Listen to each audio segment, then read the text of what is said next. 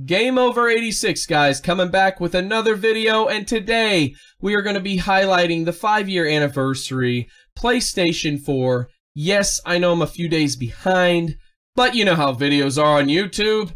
You get behind, woo! But today I'm going to be talking a little bit about this stuff, a little bit of positive things that I've always enjoyed, and what I think that the Xbox, you know, has learned from the PlayStation, and what the PlayStation has learned from other consoles. This year is a big year for PlayStation 4, in my opinion, and a lot of things have changed, and what we need to look forward to going into the future.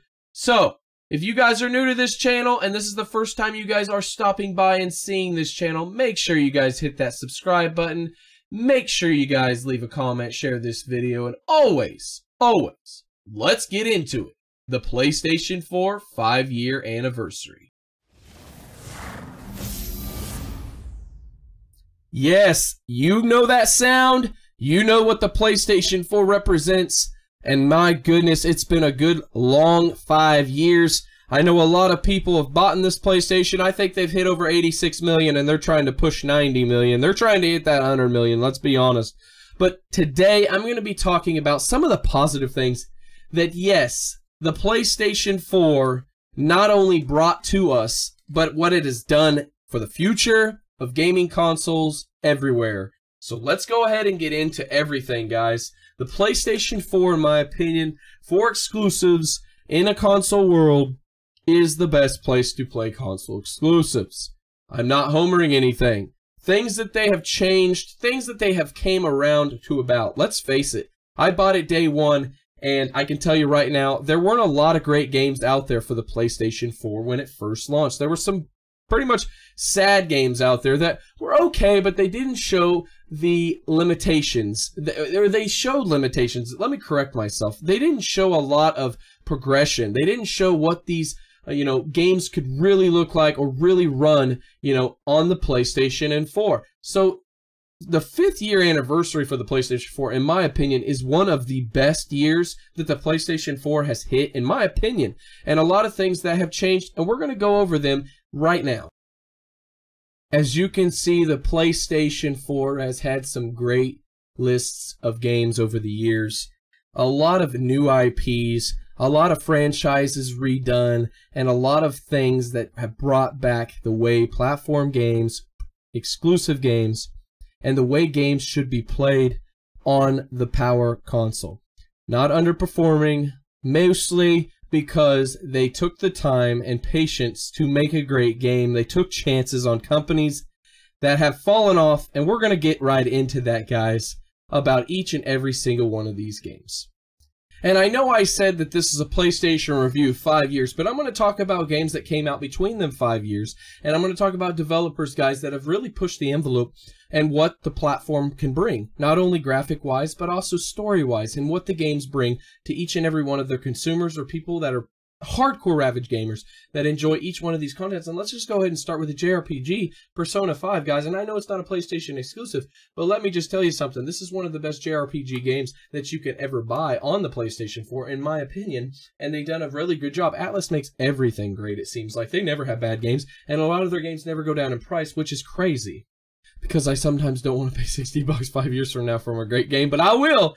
Anyway, Yakuza series, guys. Sega makes some of the best games. This is the best, in my opinion, mechanically, story, in my opinion, character building, relationship wise, just all in general, everything you can do, from mini games to story to fighting to mechanics. It's just real smooth and really great game. Another great game, guys, Guerrilla. They made Killzone. They're known for the Killzone, but they took a chance and they made something completely different. It's something amazing, guys. Something dramatically crazy. Horizon Zero Dawn is one of the best games for the platform, if not the top 5 best games on the platform. Shadow of Colossus got remastered by Bluepoint. I can't remember the name right off the bat, but Bluepoint, guys. They remastered this game. Yes, it first came out on PlayStation 2, PlayStation 3, but it just shows you what quality, what kind of game they could remaster and bring to this console, what it could really prove. Another great game, Bloodborne. Just an amazing game from Software. Just an extremely new IP that nobody expected. Yes, it has some some style play from like Demon Souls or Dark Souls and all that other stuff, but it's just an all around general, just great game, great story. Another one, just extremely well done. They picked up from the very, first 3 off the PS3, and Nathan Drake's Uncharted, A Thief's End by Naughty Dog. Naughty Dog makes some really great games. There's one game that I haven't talked about, The Last of Us. I understand that came to PS3, but they're going to be bringing that to PS4 with The Last of Us 2. They did the remaster. Another great game that's up for Game of the Year by Santa Monica Studios, God of War. Just an amazing game. You want to talk about changing a culture in video games. This game was never supposed to be in this way, and they took a chance and made this game unbelievable. It's one of my favorite God of Wars out of all God of Wars because of the story-driven narrative, because of how it's over the shoulder and you build that chemistry, because of how well they pushed the PlayStation way, the power that the PlayStation holds. And that's what it's about video games. Spider-Man, in my opinion, is Game of the Year. I've already voted, and I did vote this Game of the Year. I voted some other awards for other things, and I wish I should have made a video on it, but I didn't. But let me tell you something. Spider-Man, Insomniac Games have made unbelievable games over the years.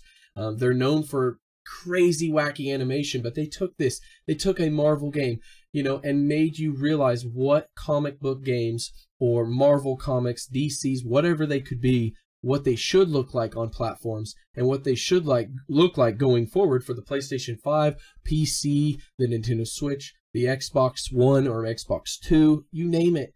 They did so well. And their controllers, guys.